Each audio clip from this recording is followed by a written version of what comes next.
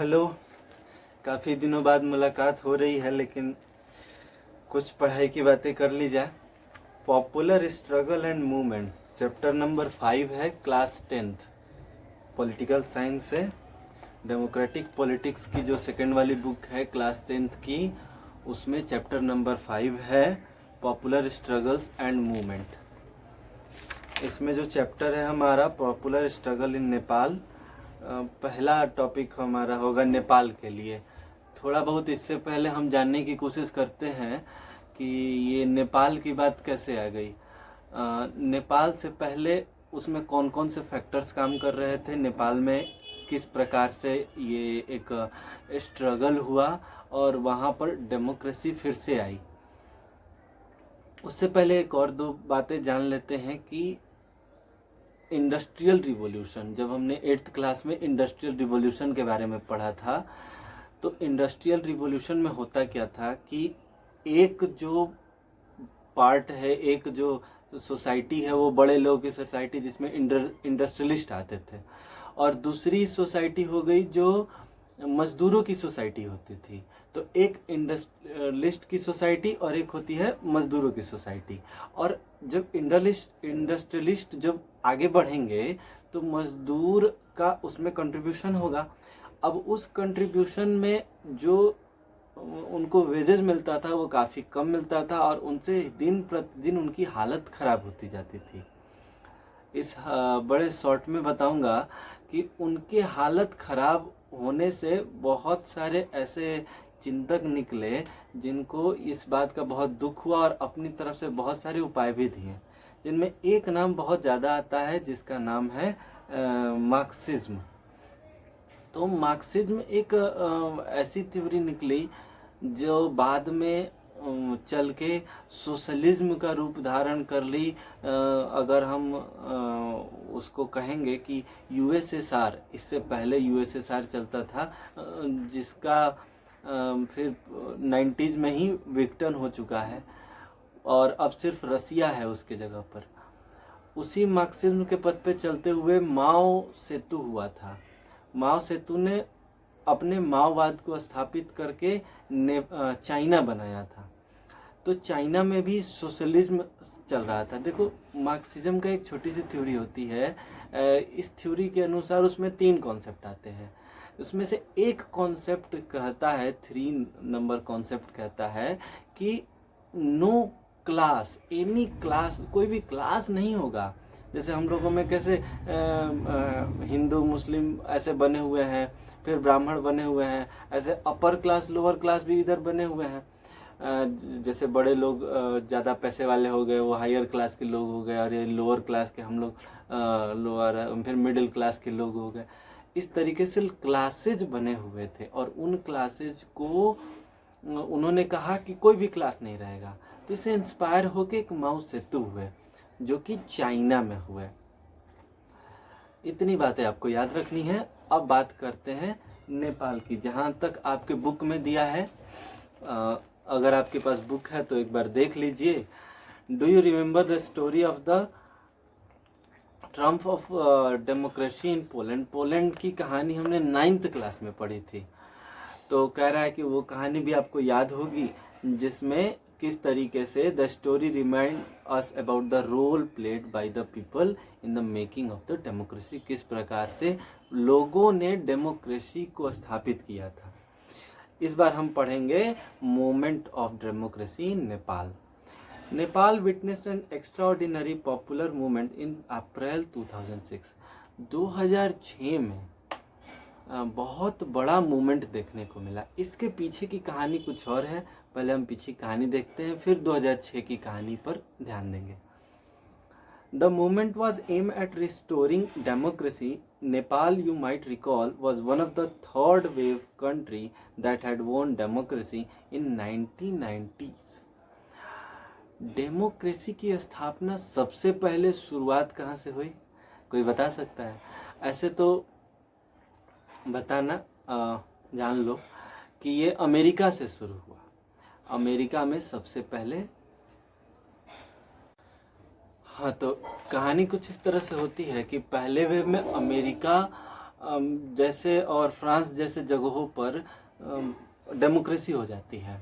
दूसरे वेव में इंडिया जैसे जगहों पर डेमोक्रेसी हो जाती है।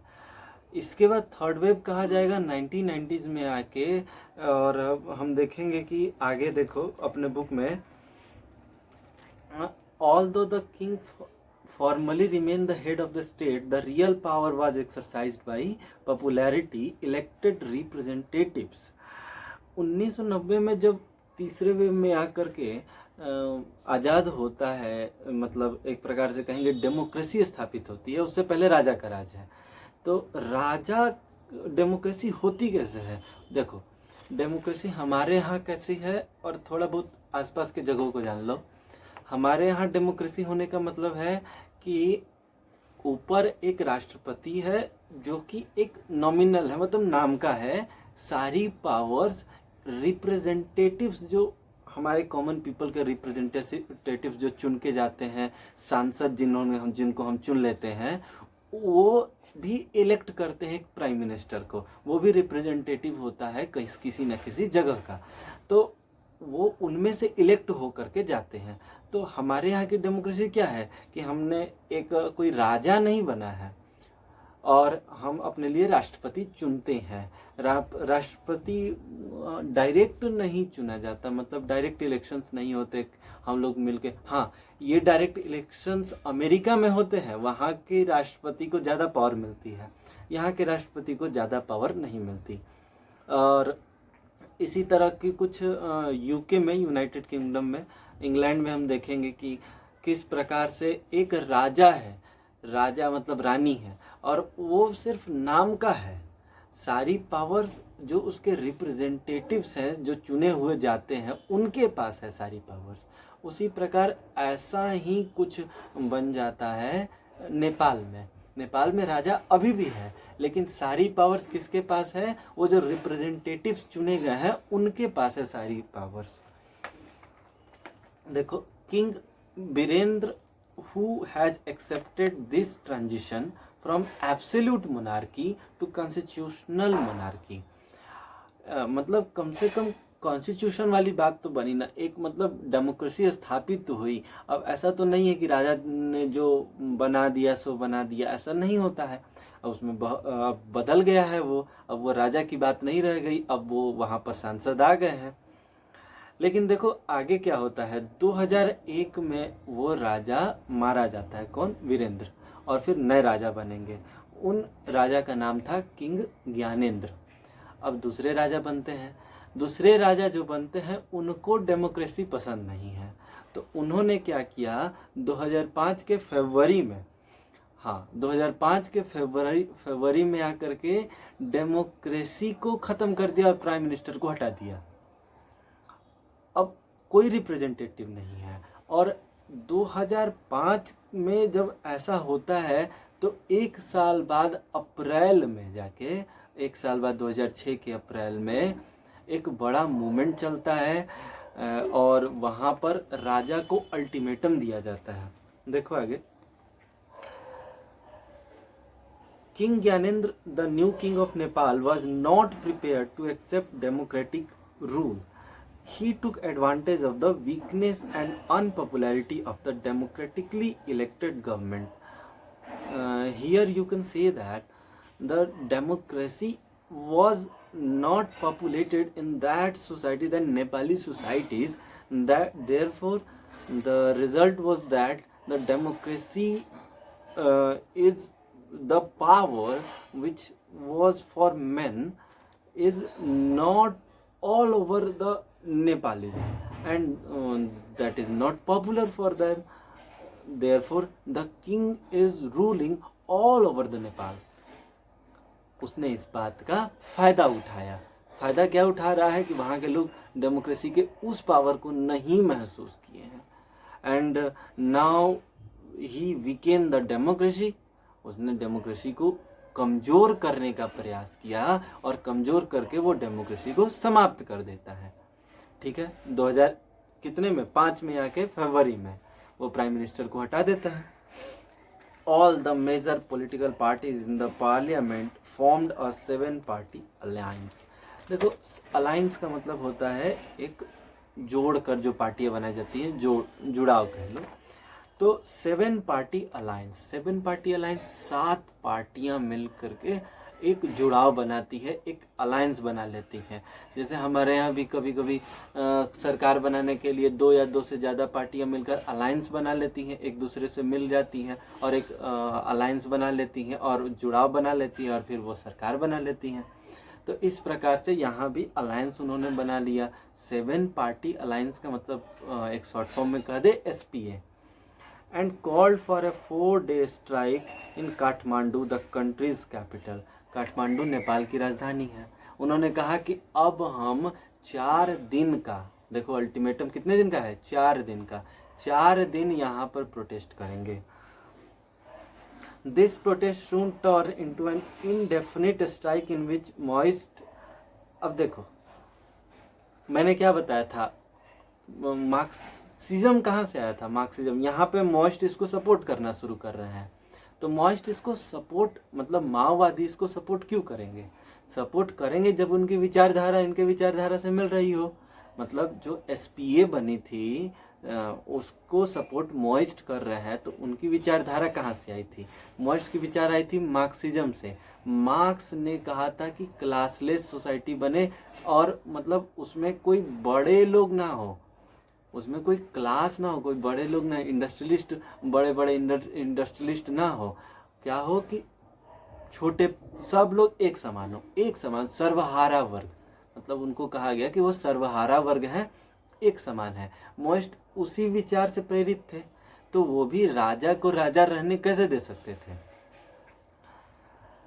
People defined curfew and took to the streets. The security force found themselves unable to take on more than a lakh people who gathered almost every day to demand restoration of democracy. रोज 1 लाख लोग वहाँ पर जुट जाते थे और वो सब democracy की मांग करने लगे। The number of protesters reaches between 3 to 5 lakh to 21 अप्रैल। 21 अप्रैल तक वो 3 से 5 लाख तक चला गया। And they served an ultimatum to the king, और उन्होंने किंग को, हाँ, तो इस तरह लोगों द्वारा एक अल्टीमेटम दिया जाता है और उस अल्टीमेटम के बाद से ये कहा जाता है कि अब हम अगले 4 दिन बाद सरकार अपनी बनाएंगे। तो बाद में जब अगले 4 दिनों के बाद 21 अप्रैल को ये अल्टीमेटम दिया जाता है। 24 अप्रैल को वो लोग प्रधानमंत्री अपना चुन लेते हैं। तो देखो, on 24 April 2006, the last day of the ultimatum, the king was forced to concede all the 3 demands। उसके सभी डिमांड्स नकार दिए जाते हैं, खत्म कर दिए जाते हैं। SPA choose Girija Prasad Koirala as the new prime minister of अंतरिम गवर्नमेंट। अंतरिम गवर्नमेंट क्या होता है? अभी गवर्नमेंट, सरकार बनी नहीं है। सरकार बनेगी तो फिर से इलेक्शंस होंगे, लेकिन अभी सरकार बनी नहीं है, तो अभी उनकी जगह पर कार्य कर रहे हैं। तो गिरिजा प्रसाद कोइराला को चुन लिया गया। The restore parliament made the past laws taking away most of the power of the king. अब देखो, बहुत सारे पावर किंग के समाप्त कर दिए गए। The SPA and the most come, और गिरिजा प्रसाद कोइराला को जब नया प्रधानमंत्री बना दिया जाता है, तो इस पूरे स्ट्रगल में, जिसमें 1990s के बाद जब 2001 में जब से एक ऑटोक्रेटिक सरकार बनती है, जब से एक ऐसी सरकार बनती है जो कि डेमोक्रेसी नहीं चाहती, और उसके बाद जब 2006 में अप्रैल में डेमोक्रेसी को फिर से स्थापित कर दिया जाता है, तो वो एक मूवमेंट बन गया ना। तो इस मूवमेंट को कहा गया कि ये सेकेंड इंडिपेंडेंस, मतलब डेमोक्रेटिक मूवमेंट कहा जाएगा, सेकंड हो जाएगा। पहला कौन सा है? वो 1990s में हुआ था, ये दूसरा हो गया है कि नहीं?